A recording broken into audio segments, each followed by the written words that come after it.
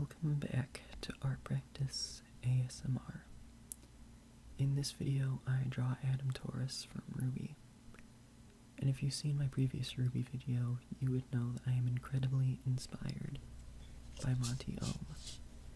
And you would also know that I've been a fan of RWBY for a very long time. I first discovered RWBY in 2013.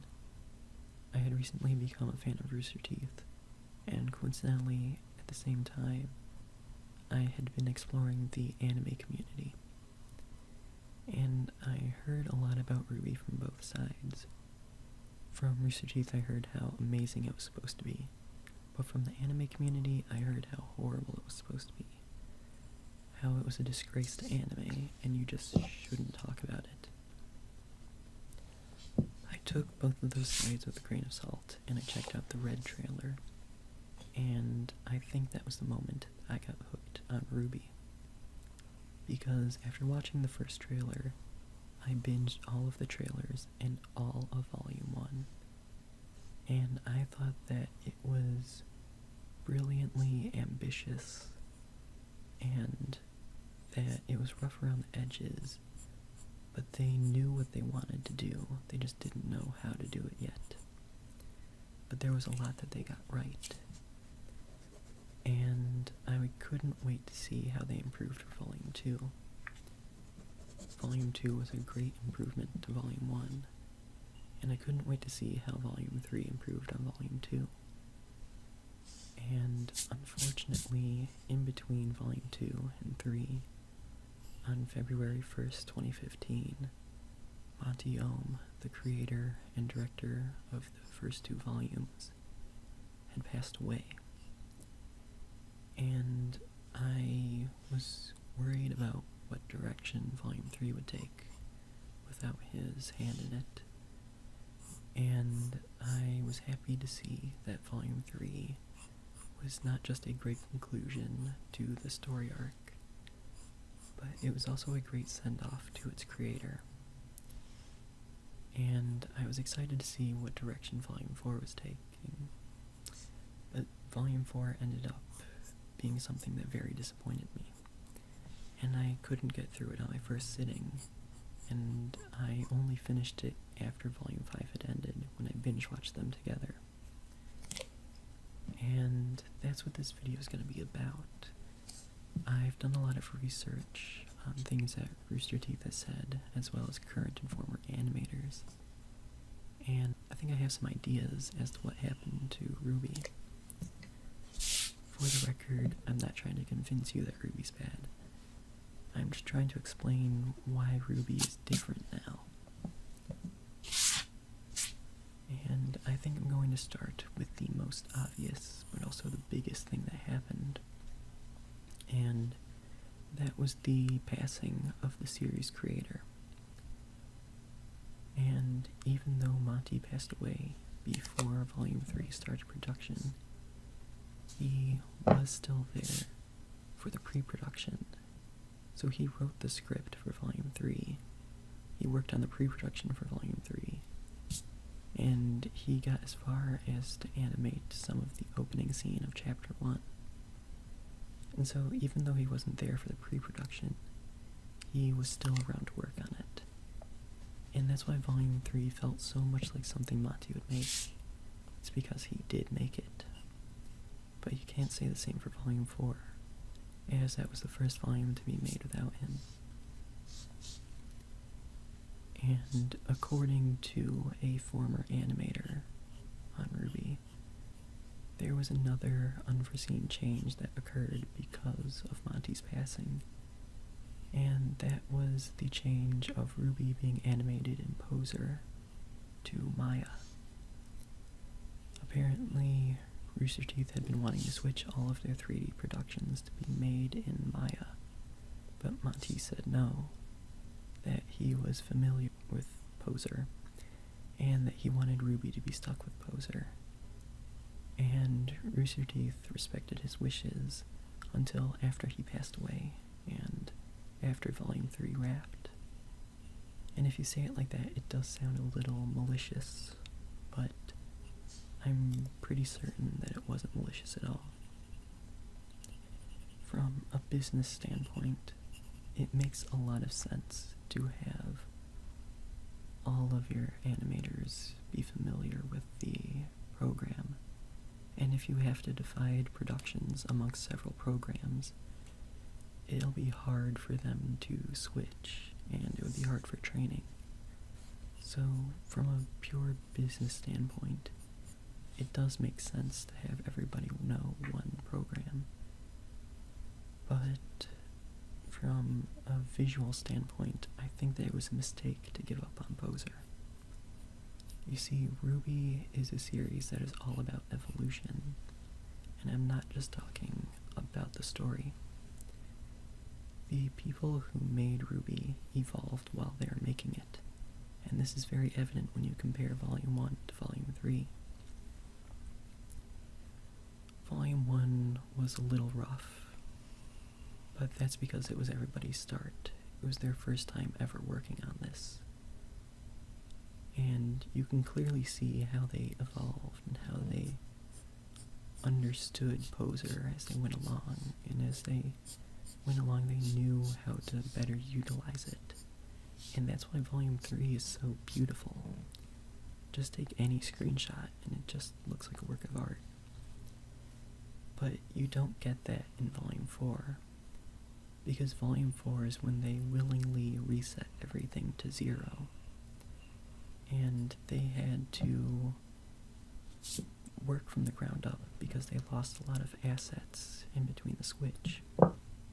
So, not only did they have to create everything again from scratch, they also chose to redesign all of the main characters.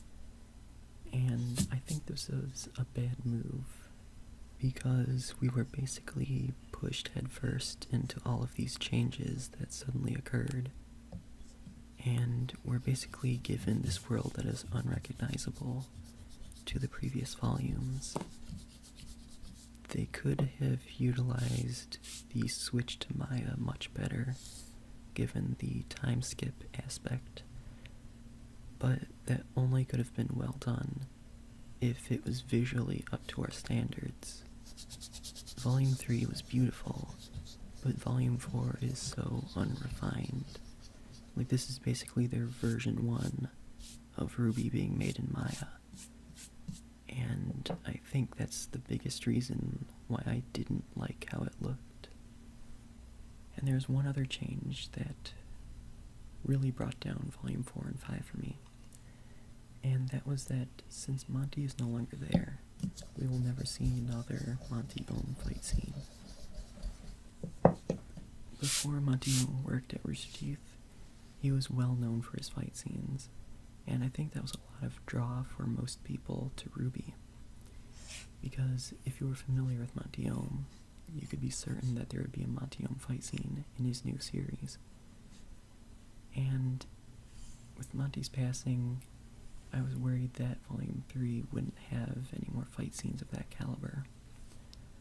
But Shane Newville and Dylan Gu, two animators on that show, they really stepped up to the plate, and I think they did a very good job. But they were only there for Volume 3, and I think every volume afterward severely lacks on the fight scene front. Just compare any fight scene from Volume 4 onward to the very first fight scene of RWBY, and you'll know what I mean.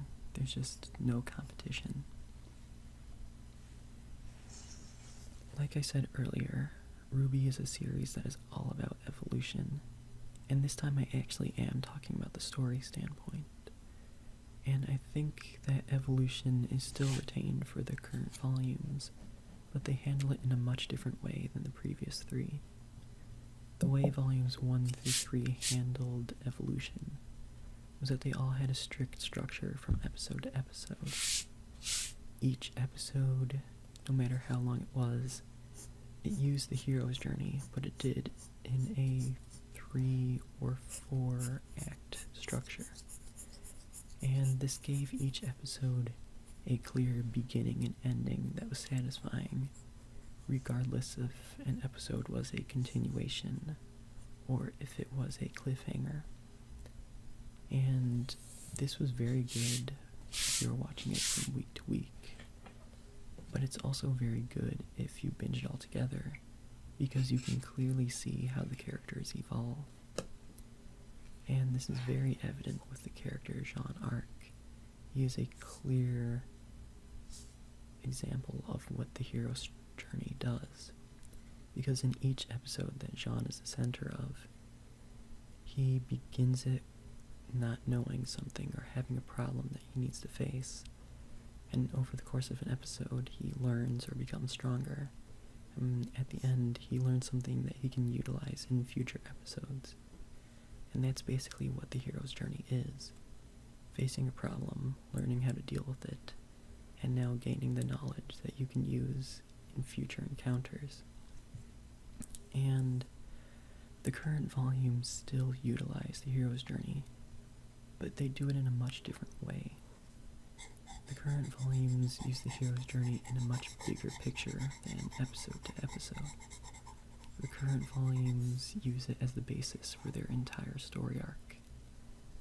And I think that makes the individual episodes feel like chunks cut out of a bigger movie.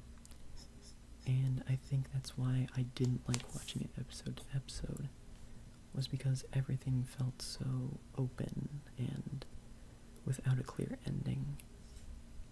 And that's why I enjoyed watching it much more when I binged it all together. And I think it was just made to be one long thing to watch together. And I think that's very stupid for a show that's being released week to week. And if they were going to change it to have that structure, they should have just released every episode all at once. Or maybe released volume 4 and 5 as singular movies. There is one character who I think perfectly represents the difference in progression between the first 3 volumes and the current volumes, and this character is Taurus.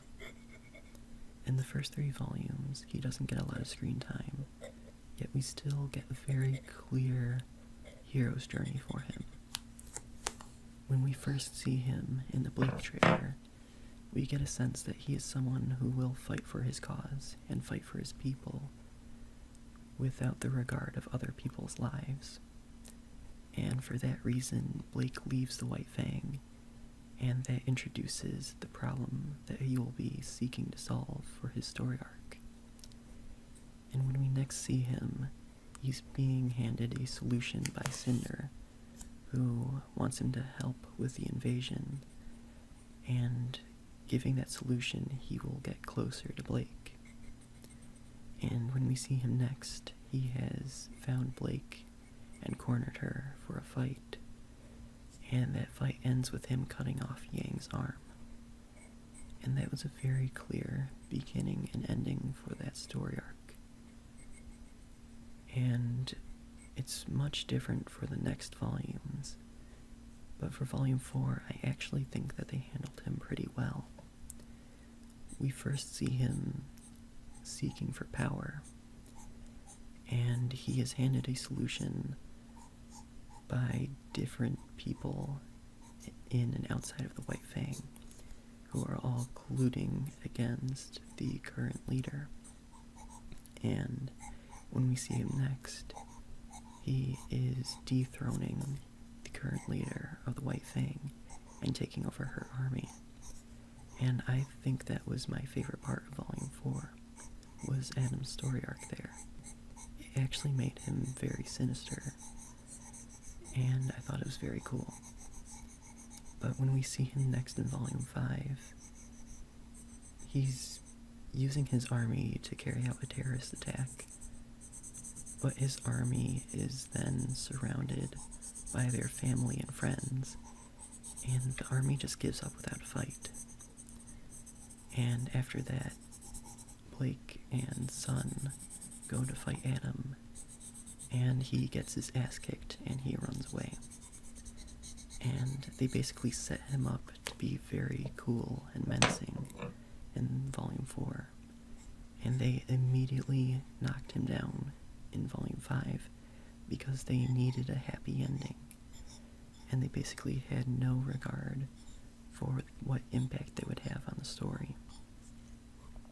And I haven't seen Volume 6 yet, as at the time of recording it's still airing and I want to binge it all at once. But I would assume that there's going to be some sort of confrontation between Adam, Blake, and Yang, and it's just going to further push down Adam and make him a much weaker villain. That's my guess, at least. The reason the storytelling in the current volumes is so much different from the previous volumes is because they no longer have Monty Oum as a writer and director. They now have his co-writers from the previous volumes, Miles Luna and Carrie Shawcross, with Carrie as a director as well for the current volumes. And while I have enjoyed things that they've made, like the ending to the chorus trilogy of Red vs. Blue, I generally don't like their work. And that's because they approach their work as fans first and writers second. And while it's important to be a fan of what you're making, it seems like they tend to sacrifice good storytelling for fan service. And while fans who are still fans of RWBY seem to be enjoying it a lot, it seems like they've been making a lot of sacrifices that you wouldn't have seen in the previous volumes. Take Adam, for example, with how he's handled in Volume 5. He has this entire army that just gives up without a fight, and then Adam gets his ass kicked and he runs away. And sure, that is a happy ending for the main characters, but it would have been much more interesting if they took a darker route. So instead of reducing Adam to a Team Rocket style character who runs away defeated this time, and then he'll come back, and then he'll get defeated again, they should have had Adam win that fight. So his army loses, and he fights Blake and Sun, but he beats them, so he's lost the battle, but he won the war. Or he's off to win the war, and he runs away. And that gives Blake and Sun a certain sense of pride that his army fell. But Adam still got away, and they still got beaten by him. And I think that would have been a much more satisfying ending to that volume. And I don't think you'll ever get another dark twist like we got in Volume 3. Like with Pyrrha destroying Penny, or Pyrrha dying. We'll never see something like that, something that is so upsetting to the fans, yet still good to watch. And that's kind of disappointing. Even though RWBY is at its most popular, that doesn't necessarily mean that it's at its best quality. And I think that RWBY is on the tail end of its popularity. More and more fans are becoming more and more critical of RWBY, and there are fans who are just dropping off or becoming haters. And I think since Monty Oum planned 7 seasons out, but said that he would write more if they asked for more, I think they should just go with everything that he's planned so far and end it with a 7th season. No offense to Miles and Carrie, but everything they've been doing now has been with Monty's planning, even when they're writing on their own. But I don't want to see seasons of RWBY that are purely Miles and Carrie. And I think that a 7th season would be a good end. In my opinion, I'd rather see a movie as the ending to RWBY than an entire season. A movie would allow them to just go all out and have a succinct beginning and end.